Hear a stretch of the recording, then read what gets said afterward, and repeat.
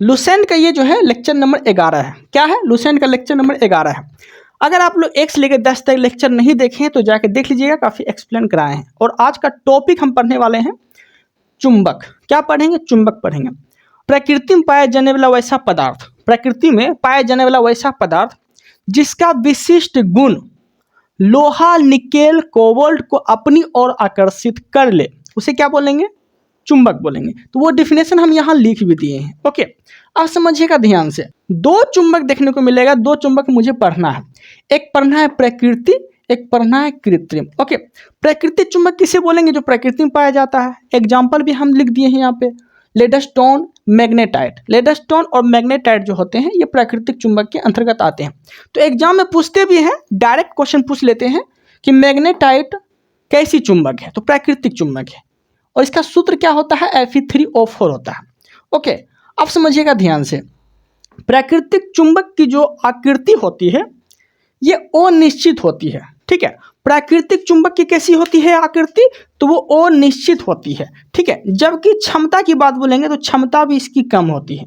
Okay, और प्राकृतिक चुंबक से कृत्रिम चुंबक के बारे में अगर पढ़ेंगे तो इससे सेम उल्टा होता है। ठीक है, इसकी आकृति अनिश्चित होती है तो इसकी आकृति निश्चित होती है। ओके, अब समझिएगा कृत्रिम चुंबक किसे बोलेंगे? जो मानव द्वारा बनाया गया हो। ओके, और प्राकृतिक चुंबक किसे बोलते हैं? जो प्रकृति में पाया जाता हो। ओके, प्राकृतिक चुंबक की क्षमता कम होती थी और कृत्रिम चुंबक की क्षमता ज़्यादा होगी। ओके, यहाँ तक कोई दिक्कत नहीं है। अब समझिएगा कृत्रिम चुंबक में आपको 2 चुंबक देखने को मिलेगा, एक अस्थाई, एक अस्थाई।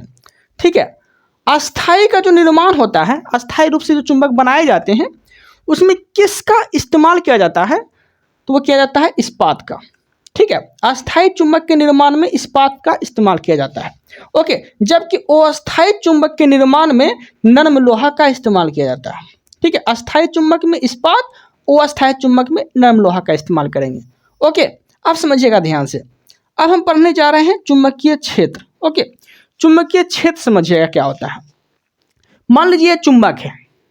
ठीक है, मान लीजिए चुंबक है, तो चुंबक से क्वेश्चन कैसे पूछेगा कि इसका प्राकृतिक जो गुण होता है, मतलब चुंबक में जो गुण होते हैं। ठीक है, तो आपको चुंबक क्षेत्र में जो है एक साउथ पोल, एक नॉर्थ पोल देखने को मिलेगा। ठीक है, तो चुंबकीय क्षेत्र जो होते हैं सबसे ज़्यादा किसमें होते हैं और सबसे कम किसमें होते हैं, इस तरह से क्वेश्चन पूछेगा आपसे। तो सबसे कम बोलेगा तो बीच वाला जो भाग होता है, मिडिल ऑर्डर जो होते हैं, इसमें क्षमता कम होती है। ठीक है, इसमें क्षमता क्या होती है? कम होती है। ओके, और इसमें जो है एक नॉर्थ पोल होती है, एक साउथ पोल होती है।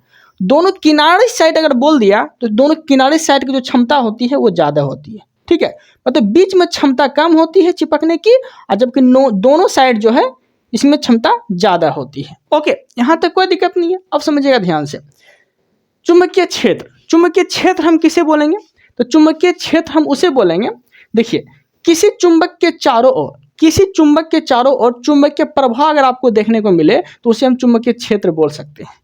किसी क्षेत्र के चारों ओर चुंबकीय प्रवाह आपको देखने मिले तो क्या बोलेंगे? हम चुंबकीय क्षेत्र बोलेंगे। ओके, अब समझिएगा ध्यान से।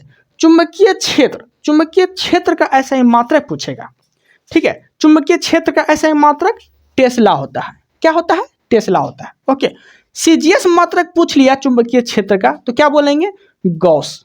ठीक है, चुंबकीय क्षेत्र का सीजीएस मात्रक गॉस, चुंबकीय क्षेत्र का ऐसा ही मात्रक टेस्ला। ओके, अब समझिएगा यहाँ पे चुंबकीय क्षेत्र की दिशा, चुंबकीय क्षेत्र की दिशा।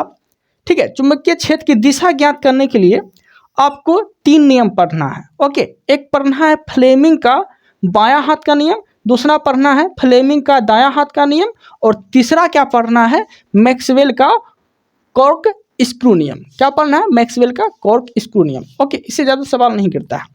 अब समझिएगा ध्यान से। चुंबकीय फ्लक्स का अगर मात्रक पूछ लिया, चुंबकीय फ्लक्स का ऐसा ही मात्रक पूछ लिया तो वेबर। चुंबकीय फ्लक्स का सीजीएस मात्रक पूछ लिया तो मैक्सवेल।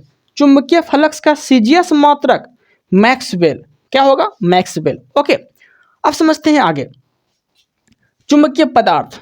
अब क्या देखेंगे? चुंबकीय पदार्थ देखेंगे। ठीक है, 1846 में एक वैज्ञानिक थे जिसका नाम फराडे था। ठीक है, फराडे ने जो है चुंबकीय पदार्थ को 3 भागों में बांटा।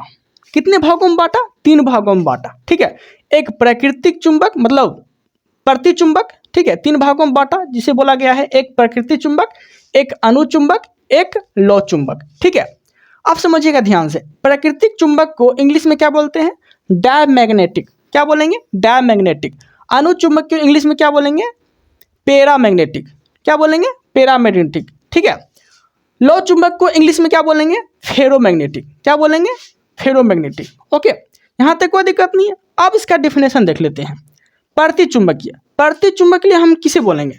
प्रतिचुंबकीय हम उसे बोलेंगे जिसमें चुंबक का वह गुण जो कि प्रतिकर्षित करे, उसमें कैसा गुण है? तो उसमें प्रतिचुंबकीय का गुण है। जैसे कि एयू, एयू मतलब क्या हो गया? सोना, एजी चांदी, एचजी पारा, जेडन जस्ता जल, तांबा बिस्मत, ये सब किस चुंबक के अंतर्गत आएंगे? तो ये सब प्रतिचुंबकीय के अंतर्गत आएंगे।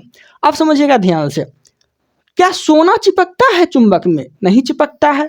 एजी मतलब चांदी चिपकता है चुंबक में? नहीं पकड़ता है, ठीक है। एचजी मतलब पारा चिपकता है? वो भी नहीं चिपकता है। तांबा चिपकता है चुंबक में? नहीं चिपकता है।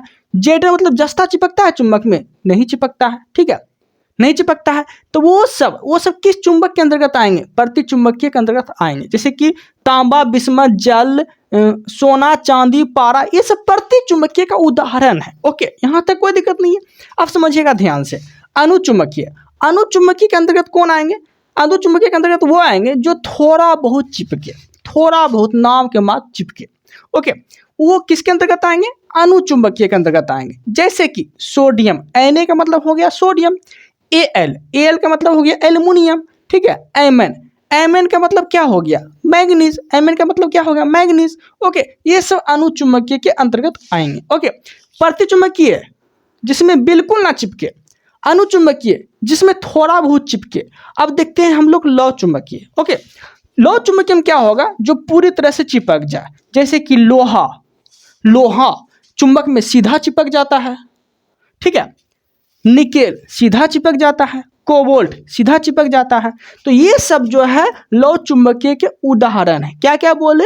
लोहा निकेल कोबाल्ट, ये सब लौह चुंबकीय के उदाहरण है। ओके, यहाँ तक कोई दिक्कत नहीं, अच्छे से समझ में आ गया होगा आप लोग को। अब हम नेक्स्ट पार्ट में इससे आगे पढ़ेंगे। चलिए ठीक है, इस वीडियो में इतना ही रखते हैं। Thank you, thanks for watching.